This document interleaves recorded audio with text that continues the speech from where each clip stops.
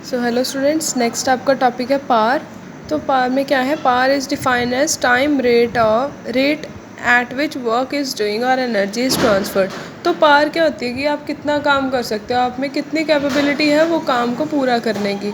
ठीक है, तो time rate at which work is done और energy is transfer.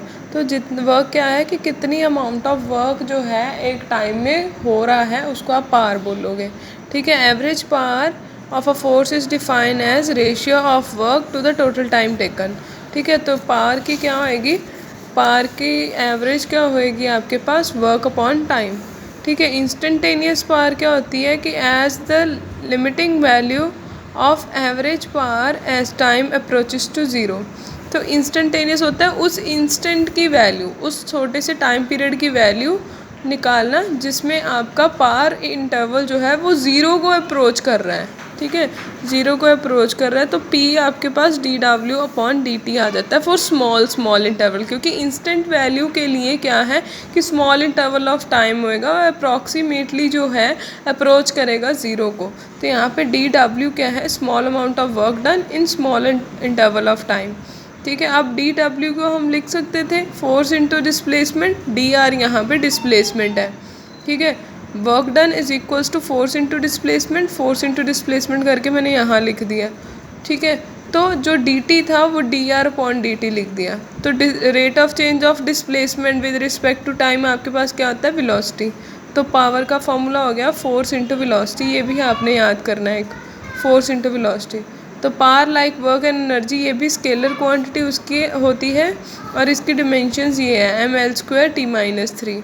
Mass fix रहेगा, L स्क्वायर होएगा और t-3 होएगा और इसकी ऐसा यूनिट है वॉट। ठीक है, तो वॉट में क्या होता है? जाउल पर सेकंड होते हैं। ठीक है, ये जाउल में और ये सेकंड में।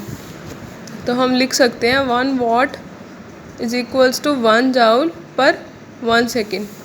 ठीक है, तो आगे है अनदर यूनिट्स है हॉर्स पावर। हॉर्स पावर में कितने होते हैं? Watt 746 watt. ठीक है, और ये आपने अनदर वॉट के जाउल्स हैं कि किलोवाट आवर होते हैं। ठीक है, किलोवाट आवर में कितने जाउल्स होते हैं ये आपने पूरा एक्सप्रेशन करना है। ठीक है, 100 वॉट इंटू 100 जाउल, क्योंकि किलो वॉट है, किलो मतलब 100 वॉट, और आर 10 आर। ठीक है, क्योंकि इन्होंने बोला हुआ है कि 100 वॉट बल्ब है जो वो 10 आवर्स के लिए चल रहा है, तो 10 आवर ये हो गए। तो 1 किलो वाट आवर है तो 10⁻³ वॉट इसके हो गए और सेकंड्स इसके हो गए हैं। तो ये एक्सप्रेशन आपको करना है इतना लर्न कि 1 किलोवाट आवर में कितने जाउल होते हैं। 3.6 इंटू 10⁻6, 3 ये हो गए, 10⁻³ किलोवाट आवर के हो गए और इसके सेकंड हो गए 3600 सेकेंड। तो 3.6 इंटू 10⁻6 जाउल्स होते हैं। सो नेक्स्ट है कोलिजन। कोलिजन क्या होता है कि दो पार्टिकल्स का टकराना। ठीक है, तो इसमें पूरा ये रीड आउट कर लेना, मैं समझा देती हूँ है क्या। कि इसमें क्या है कि एक मास ऑब्जेक्ट का m1 है, दूसरे का m2 है। ये कुछ वेलोसिटी से आ रहा है और ये कुछ वेलोसिटी से जा रहा है। तो ये जब इधर को जाता है इसको टकराएगा तो क्या है कि यहाँ पे आके इनकी इंटरेक्शंस होएंगी और इनके मासेस जो है वो सेम रहेंगे बट वेलोसिटीज़ चेंज हो जाएंगी। ठीक है, तो वेलोसिटी इधर आएगा तो यहाँ से स्टार्ट हुई थी 1I और ये यहाँ पे बन गई 1F और ये यहाँ पे बन गई V2F। ठीक है, और ये कुछ θ1 θ2 एंगल से ये पार्टिकल दोनों डिस्प्लेस होएंगे। ठीक है, तो इसमें लॉज ऑफ मोमेंटम और एनर्जी कंजर्वेशन जो है वो इसमें डिस्कस होती हैं कि मोमेंटम कैसे चेंज होएगा, एनर्जी कैसे चेंज होएगी। ठीक है, तो ये सारा हम इसमें कंसिडर करेंगे ही। तो यहाँ पे mass m1 m2 fly to different direction. तो जैसे ये आपको हेड ऑन कोलिजन होएगी, हेड ऑन कोलिजन मतलब सामने सामने टकराना। तो जैसे ये सब टकराएंगे तो डिफरेंट डायरेक्शंस में ये दोनों क्या है? मूव ऑन हो जाएंगे। तो इसमें इलास्टिक और इन इलास्टिक कोलिजन्स हम डिस्कस करेंगे।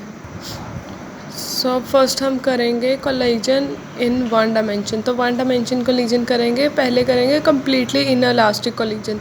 तो इनइलास्टिक कोलिजन में क्या होएगा, completely inelastic collision is that collision in which two bodies moving along a straight line collide with each other. एक दूसरे के साथ टकराते हैं और दूसरे के साथ चिपक जाते हैं, स्टिक हो जाते हैं, and continue to move as one body, और एक ही बॉडी की तरह वो मूव करने शुरू कर जाते हैं स्ट्रेट लाइन में।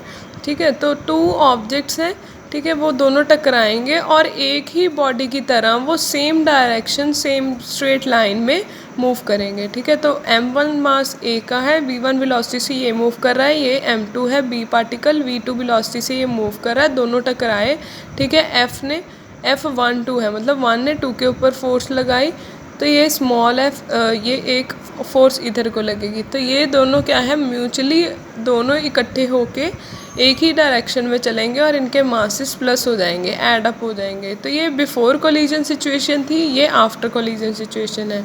ठीक है, बिफोर में लीनियर मोमेंटम और आफ्टर का लीनियर मोमेंटम क्या है, सेम होता है। ये कंजर्वेशन लॉ ऑफ मोमेंटम होता है कि बिफोर कोलिजन और आफ्टर कोलिजन लीनियर मोमेंटम जो है वो सेम रहेगा। लीनियर मोमेंटम क्यों है, लीनियर क्यों है, क्योंकि वो स्ट्रेट लाइन में जा रहा है मोमेंटम। ठीक है, तो मोमेंटम क्या होता है, m इंटू वी। मोमेंटम हमेशा याद रखना, मोमेंटम की डेफिनेशन होती है m इंटू वी। ठीक है, momentum is equals to mass into velocity. अब मोमेंटम हम बात कर रहे हैं बिफोर क्या था, m1 u1 m2 u2। ठीक है, और आफ्टर लीनियर मोमेंटम क्या था, आफ्टर कोलिजन वाला m1 प्लस m2 v। ठीक है, तो यहाँ से v की हम वैल्यू निकाल सकते हैं, ये m1 u1 m2 u2 के डिवाइड में आ जाएगा, क्योंकि ये मल्टीप्लाई था उधर जाके डिवाइड में आ गया। अब डेल्टा ई निकालेंगे, डेल्टा ई में क्या है, डेल्टा के क्या है, डेल्टा के या डेल्टा ई काइनेटिक एनर्जी है ये। ठीक है, तो बिफोर काइनेटिक एनर्जी और आफ्टर काइनेटिक एनर्जी लेंगे, उनका डिफरेंस करेंगे, तभी हमारा चेंज इन काइनेटिक एनर्जी निकलेगा। तो पहले m1 v1, बिफोर वाला m2 v2। ठीक है, 1/2 m1 v1 1/2 m2 v2। ठीक है, तो यहाँ पे माइनस आफ्टर वाला आ गया। ठीक है, तो यहाँ पे हमने क्या करना है, हमने यहाँ पे v स्क्वायर की वैल्यू पीछे निकाली थी, वो वाली v की वैल्यू हम यहाँ पुट कर देंगे। ठीक है, तो यहाँ पुट करने पे m1 plus m2 whole square आना था, वो स्क्वायर से ऊपर एक स्क्वायर कट डाउन हो गया। ठीक है, आपके पास ऊपर बचा m1 v1 plus m2 v2 whole square upon m1 plus m2। ये m1 प्लस m2 का LCM ले लिया इसके साथ, तो जब LCM लेंगे, ये डिवाइड बाय 1 था, तो ये इसके साथ मल्टीप्लाई हो जाएगा। ठीक है, तो नीचे m1 m2 रह गया, ये इसके साथ मल्टीप्लाई हो गया, ये निकल आया, और यहाँ पे इसका होल स्क्वायर खोल दिया, m1 square v1 square m2 square v2 square 2m1 v1 m2 v2। ठीक है, तो ये लिख लिया। फिर क्या है, 1/2 m1 प्लस m2, इनमें से कॉमन निकाल लिया। ठीक है, तो कॉमन निकालने पे क्या है, ये m1 v1 स्क्वायर इसके साथ मल्टीप्लाई हो गया, m1 v2 स्क्वायर इसके साथ, मतलब ये कैलकुलेशन आपने करनी है, इसको इसके साथ मल्टीप्लाई करना है, इसको इसके साथ जो कटता है वो काट देना है। ठीक है, ये यहाँ पे नहीं आना, यहाँ पे आना है m1 प्लस m2, 2 जो नीचे डिवाइड वाला था। ठीक है, कॉमन कुछ नहीं निकाला, सॉरी मैंने बोल दिया, कॉमन नहीं निकालेंगे, इनको पहले कैलकुलेशन करेंगे। तो कैलकुलेशन पार्ट करेंगे, कैलकुलेशन पार्ट करके हमारे पास ये आ गया। तो यहाँ पे देखो m1 m2 बाहर आ जाएगा।